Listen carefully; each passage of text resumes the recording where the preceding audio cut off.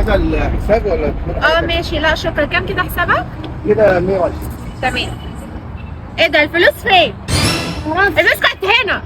انا كنت سايباها هنا ولسه سايباها قبل ما كنت بتكلم في التليفون. حضرتك دخلت الحمام وانت حضرتك قاعد، انا نايم يعني. انا بقول لك الفلوس كانت هنا. لا ده انا هعمل لكم مشكله بقى في صاحب الشغل اللي هنا. تعال لا انا هشوف صاحب الشغل اللي هنا فين.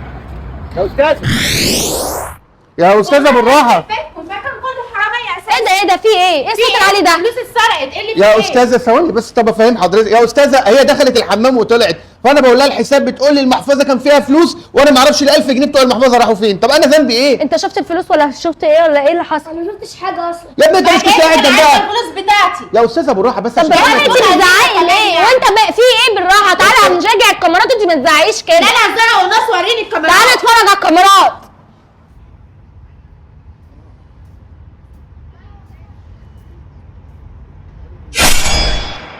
شفتي بقى حضرتك ان انت ظلماه؟ طب انا بعتذر من حضرتك. استاذه بتعتذر ايه؟ حضرتك أنا عملت لي فضيحه وخليتي منظري قدام انا الناس اسفه وحش. اصلا ما تعرفيش الفلوس دي كانت رايحه فين يعني، فغصب عني والله. ماشي يا أنا استاذ. آسفة. حصل خير يا استاذه، بعد كده بس تتاكدي من معلش اللي انت خلي ابنك بتقوليه. بقى اللي يطلع يجيبها من الارض، انا مش هاخد لا عادي حاجه. انا هاخد بقى الفلوس عشان احنا ماشيين. ماشي يا السلام استاذ. عليكم. عليكم السلام.